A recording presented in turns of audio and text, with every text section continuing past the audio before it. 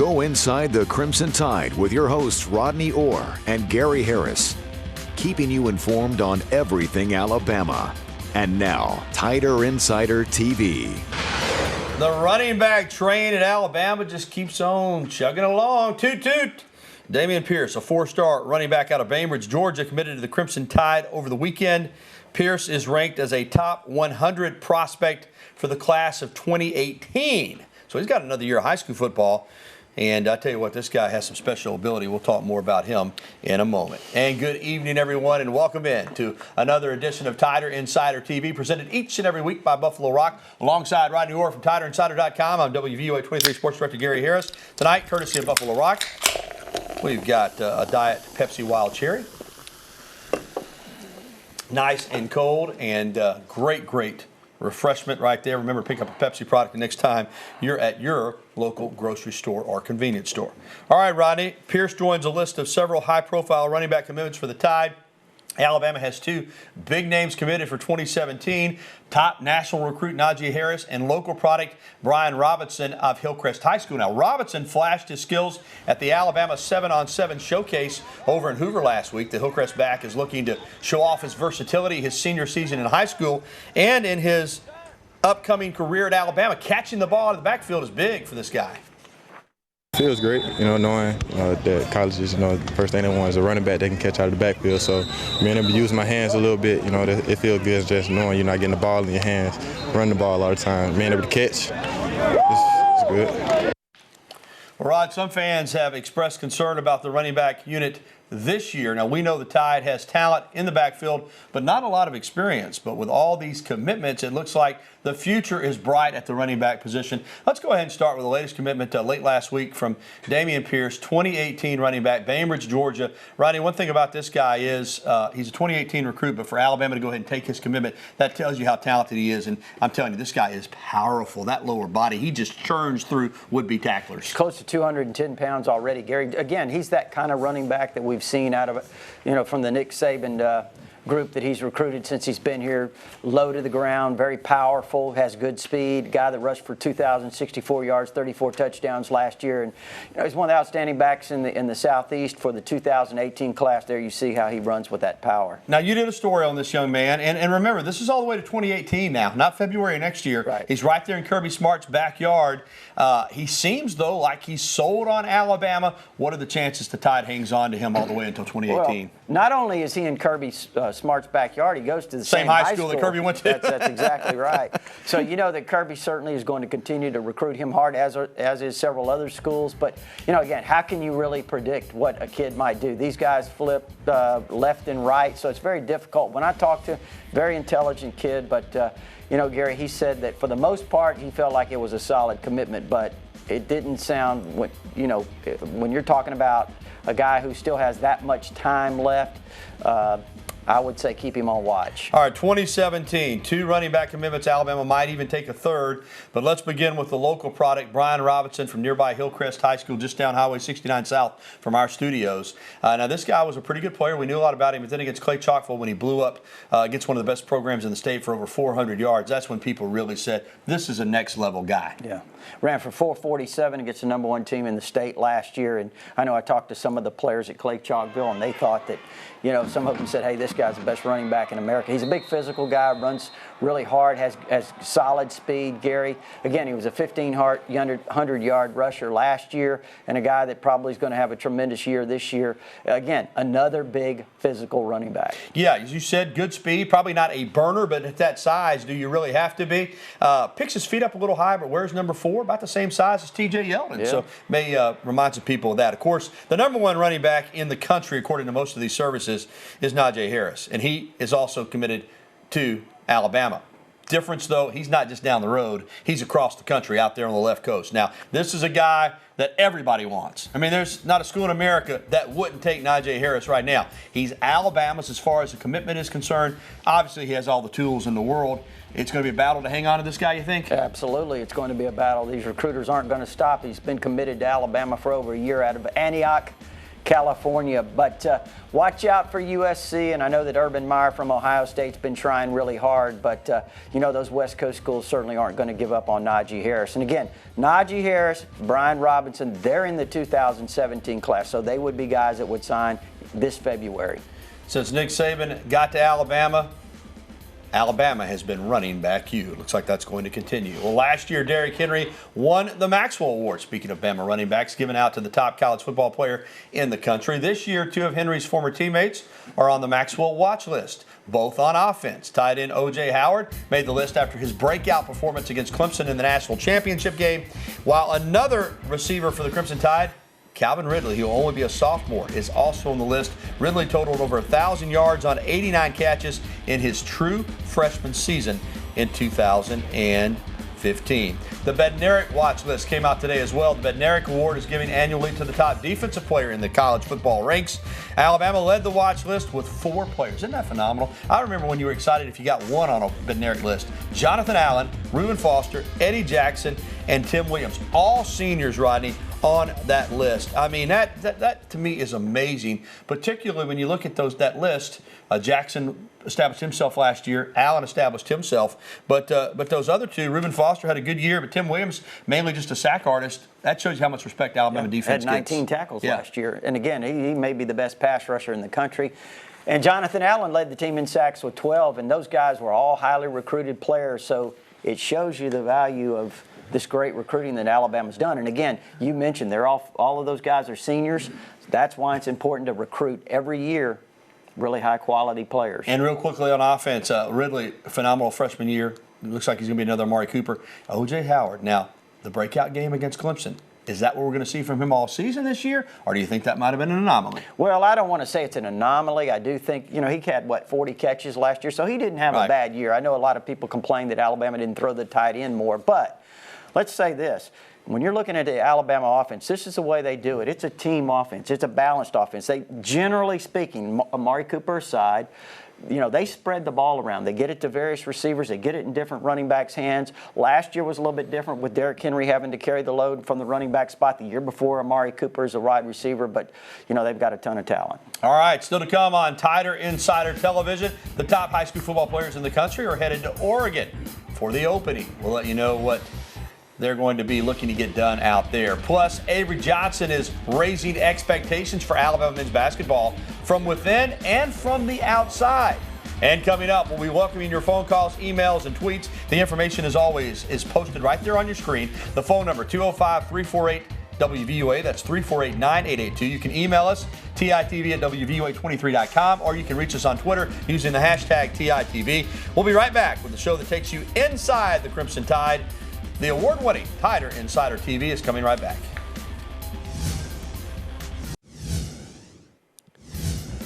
It's been a little more than a couple weeks since Greg Goff was named Alabama baseball coach, but he's still being recognized for what he did this past season at Louisiana Tech. He was named the South Central Regional Coach of the Year by the American Baseball Coaches Association. That's a big award. Goff led the Bulldogs to 40 wins for just the first time in nearly 30 years. The Coaches of the Year will be honored at the Coach of the Year banquet in Anaheim, California on January 6th. He also took them to the NCAA Regional for the first time since 1987.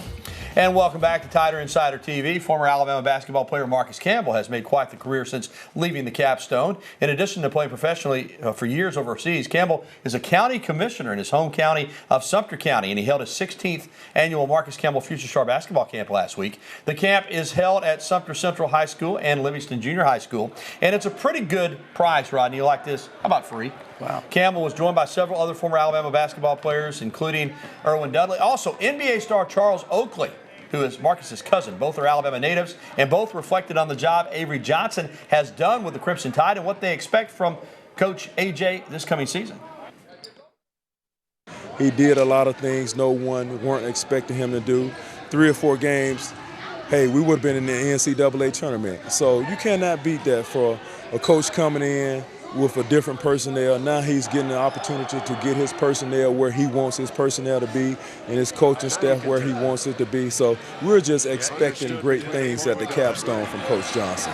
This year is going to be his breakout year. I know this is his second year, but I think that He got some new players, and last year a couple guys got hurt, and things when a couple of your guys go down, when guys don't know how to step up and come in and knowing that when the window open up, take a chance.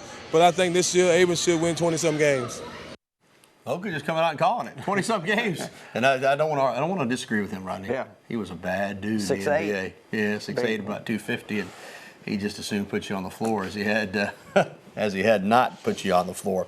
Well, those are some high expectations for Avery Johnson in year 2 from those two guys, and some high expectations for a number of top high school football players this week, Rodney. Multiple Alabama commitments will be competing in the prestigious opening at Eugene, Oregon this week. The opening features top talent from around the country and future Crimson Tide players like Markel Benton, Vandarius Cowan, Najee Harris, Alex Leatherwood, Xavier McKinney, Tyrell Shavers, and Tua Tagovailoa will all be competing. And there's also several Alabama targets at the showcase. Rodney, what should we be looking for as fans and media people from this opening? How much can you find out from one of these type of events and showcases? The only thing I really look at is how these guys try to compete, Gary. How they compete and against some of the top competition and the things that they do, and I think that's always interesting to watch. But I don't think you can really ultimately determine a whole lot. But it is a lot of fun for fans. It is a lot of fun. It is a lot of fun for the kids, and I think it's an opportunity for the best players in the country to kind of get together and compete a little bit. It should be a nice event. It always is. And former Alabama two-time All-American Tommy Wilcox has been selected as an inductee into the Greater New Orleans Sports Hall of Fame. The former Tide strong safety announced on Facebook that he was one of the athletes honored. Playing for Coach Paul Bryant in the late 70s and early 80s, Wilcox was a 1979 SEC Freshman of the Year, a 3-time All-SEC selection, and a 2-time All-American. Wilcox also played very well for a couple years in the USFL. He will be officially inducted on August the 8th. As Coach Bryant used to say, Rodney, it was Harahan, Louisiana. Couldn't Coach Bryant like to say Hanrahan? Okay, I got a trivia question for you. That was in game 315 against Auburn. Yeah. Who was the quarterback for Auburn? Number 13. Ken Hobby. That's right. And that was Ed West that he was trying to throw the ball to. Tight end, professional tight end. I can get one past me now. Some of our viewers might have got slipped on that one, but you tried. And former Alabama All-American linebacker Orlando McClain was suspended 10 games last Thursday for violating the NFL substance abuse policy. He was also suspended 4 games for violating the same policy to start the 2015 season. Selected number 8 overall by the Raiders in the 2010 draft, McClain has struggled with motivation. The Raiders released him in 2013. He briefly retired in 2014 when he was with the Ravens, or 2013 before he missed the entire season. Came back with the Cowboys these last 2 years and played pretty well, Rodney. But again, he's a smart guy. We were around him at Alabama. Knows how to play the game. Physically talented, imposing. But man, he just does not make good decisions off the field sometimes. No, and I'm not afraid, Gary. He's something doesn't change quickly. Could be running out of chances. Yeah, he is. He's running Talent out of trumps chances. a lot of things, and he's had a lot of opportunities. But 10 games, ouch. Still to come, a former Alabama baseball player went undrafted in last month's Major League Draft, but he will still get a shot at professional baseball. And next, we'll be welcoming your phone calls, emails, and tweets. Again, the information right there on your screen. Go ahead and give us a call. Phone lines are open, 205-348-9882, or you can email us, or you can tweet at us using the hashtag TITV. We'll be back after this. Former Bama shortstop Daniel Cugin has signed a contract with the Pittsburgh Pirates organization. He wasn't drafted but was assigned to the Pirates Rookie League team in Bristol, Virginia. That's in the Appalachian League. As a senior, Cugin batted .205 for the Tide with 1 home run and 10 runs batted in. All right, it's time to head to the phone lines right there. Lined up for us tonight. Let's go to Moundville and talk to Jonathan. Jonathan, welcome into the program. You're first up. How y'all gentlemen doing tonight? Very well, Jonathan. I was wanting to ask about the quarterback situation for Alabama. You sure you want to ask about that? Nobody ever asked about that, Jonathan. That's a brand new one for us. No, just kidding. We get asked about it, Jonathan, pretty much every week. I mean, there's 4 guys going into fall camp with an opportunity to win the job, right? You can pick it up from there. Yep. Cooper Bateman's probably got the inside track as of now because he did finish spring ahead of everyone else. But, David Cornwell's in there battling. Blake Barnett, certainly, the redshirt freshman. True freshman Jalen Hurts, I would not rule him out. I think it's wide open, Jonathan. I don't think we'll really know anything till have a better idea till at least a couple of weeks into camp, maybe even later. All right, let's stay here in T-Town and talk with Fred. Fred, welcome in the program. How are you, buddy? How y'all doing, Roll Tide? Yes, sir, Fred. Shoot, bud. My question is, do you think with our offense being the way it is, suspect, losing a lot of players, and do you think our defense is going to be able to carry us to the playoffs? Well, Fred, I think Alabama always leans on defense first under Nick Saban, and that doesn't mean they haven't had some great offenses because they have, Rodney. But I think that's the cornerstone of this program, Fred. So, yeah, I mean, I think the defense is going to be strong, could potentially be really, really good, depending on what happens up front in the defensive line. So, yeah, I think early on, especially while the new quarterback's kind of feeling his way, defense may have to carry this team. Yeah. You got some question marks on the offensive line. Obviously, you've got 2 new running backs. You've got a lot of talented receivers. But I think when you look at it, certainly I think this defense has got a chance to be outstanding. I think it can be as good as last year's in some ways. Again, very talented, Gary. When you look at them, they're not as deep up front defensively, but they have a lot of talent there, the guys that they do have, and they also have a really talented secondary. All right, good call, Fred. Thanks. Let's go to Birmingham and talk to Jeffrey. Jeffrey, you're next up, man. What you got? Jeffrey, you with us? All right, Jeffrey's gone. How do you think the offensive line will be this year for Alabama? As you just said, Rodney, there's some holes there right now. A lot of talent, though, to pull from. We don't know if Cam Robinson will be available for that first game or not, but he will be there at left tackle at some point. So how do you see the offensive line? Well, I think it's just, predicting an offensive line is difficult, but I would say this, like you said, Gary, they do have a lot of young talent. They've recruited extremely well to that position. I think Cam Robinson eventually, whenever it is, maybe from the very beginning, will be at that left tackle spot. He's one of the best in the country. Ross Pierschbaker moved from left guard to center, and I think they were really pleased with the spring he had. Lester Cotton's at left guard. Shank Taylor and Brandon Kennedy, the redshirt freshman, continuing to battle there at right guard. And then at right tackle, you could have a true freshman, Jonah Williams, start at that spot. But I'll say this.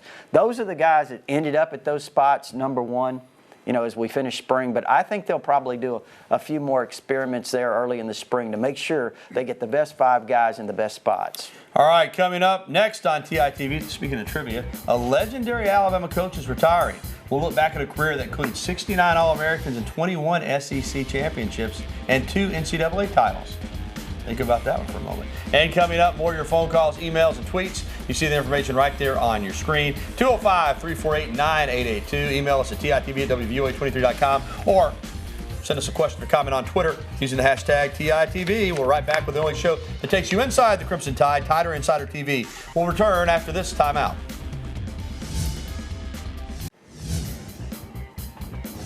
After overseeing 69 All-Americans and leading the Crimson Tide to 21 SEC titles and 2 NCAA individual championships, Pat Greenwell is retiring as the Alabama diving coach. Greenwell started with the Tide in 1987, making him one of the most longest tenured coaches at the capstone. He won the SEC Diving Coach of the Year 6 times. So congratulations, Coach, on his pending retirement. Right now, we're taking more of your phone calls at 205-348-WVUA. Let's go to Cordova and talk with John. John, welcome into TITV. Hey, how y'all doing? We're great, John. Yeah, my question is there any rumors about who Nick Saban's going to bring to Media Days, and what do you think he's mostly going to talk about? I need to check that. The list should be out any day now as far as who he's bringing. As far as what he's going to talk about, whatever he wants to talk about. No, he'll get asked all the usual questions about the satellite camps, about Cam Robinson's status. He'll cover a number of subjects, Rodney. He always does. He's very forthcoming, but very concise in his answers, never caught off guard. So it'll be just a typical Nick Saban SEC Media Days. Yeah. But I want to say this. Again, people say, well, he's got a plan, and he does, but he never doesn't just answer a question. He always has an answer for you when you ask him a question. You may not like the answer, but he has one. Yeah. I just wonder which question is going to be asked the most. Will it be about the quarterbacks, or will it be about Cam and Hootie? Yeah. Those are going to be the two. But he'll address that. He'll Cam come and in Hootie right off the bat. Right He'll come in and make a statement, and he'll ask about other things. Of course, he'll get asked about the satellite camps and Harbaugh a lot. Yeah. Kirby Smart. So all the usual questions. Running back situation as well. Derrick Henry in the NFL. John, the questions you think of in your head are probably the same questions that reporters are thinking of, too. All right, let's talk with Reg over in Beham. Reg, what's up, my man? Well, there's a couple of things. Listen to me first. I have a hard time getting into you guys when I call that number. They say if you have an emergency, please do this and that. And let me say this. I'm the biggest Alabama fan since 1946. Whoa. Since Harry Gilmer played at Alabama. Whoa. And you guys, they're driving me crazy. I don't understand hashtag and all of this stuff. I graduated at Tennessee. But now, A Bama fan graduated. What in the world is happening to us on all these violations? Oh. That's what Coach Saban needs to address. I mean, he scared me to death. Don't he watch these things? All right, Reg, we're gonna ease your fears just a little bit. These self-reported violations that you're talking about, every school has them. And I'm not making light of them. A violation is a violation. But these self-reported violations a lot of times are clerical issues, a trophy being in the wrong spot, a text message that a coach shouldn't have sent. Again, rules are rules. I understand that. But nothing ever comes of these secondary violations. That's why schools are quick to report them. There's usually some education for the coaches involved. There might even be a letter of reprimand or something like that. But usually nothing comes of it as far as the NCAA. Yeah, again, it's nothing that's unusual. And this happens at every school. And it just so happens that when Alabama publishes theirs, or when they get published, then it's headlines. If Reg is ever able to get back through, I got a question for him. How in the world are you such a big Bama fan going to UT? I'm going to have to ask you, Reg, you get back through, I'm going to have to get the answer from you on that one. Big Bama fan going to UT. I know it happens from time to time, but it still sounds kind of odd. Well, still to come, the quarterback battle is yet to be decided. We've talked about it, but one Crimson Tide QB is adding to his ring collection. Find out who's tying the knot. Right here on the only show that takes you inside the Crimson Tide. Tider Insider TV will return after this. Thanks for those phone calls. We're coming back. Well, you know, Blake Barnett is hoping to win the Alabama quarterback battle this fall, but he's already won the heart of professional surfer Matty Peterson. Aren't they sweet? The sophomore quarterback tweeted yesterday that he's ready for life with the soon-to-be Mrs. Barnett. Peterson is a professional surfer from New Jersey, while Barnett was a highly recruited quarterback from California. The Tide signal caller is one of 4 looking to win the starting quarterback job in 2016. That's awesome. We wish the young couple well. They're young. Hope they get to become an old couple. They're young. They'll be bucking the trend if they do, but we'll give them credit for believing in each other at this young age. Well, thanks to the Locker Room, as always, for providing our beautiful original Elephant Wear shirts and ties. The Locker Room is the home of the original Elephant Wear. You can find them downtown, or you can shop on their website. Go by and see them. They are great, and they will hook you up. A reminder, you can catch a replay of this show tonight at 10:30 on WVUA 23 or on our website anytime, WVUA23.com. For Rodney Orr, I'm Gary Harris. Good night.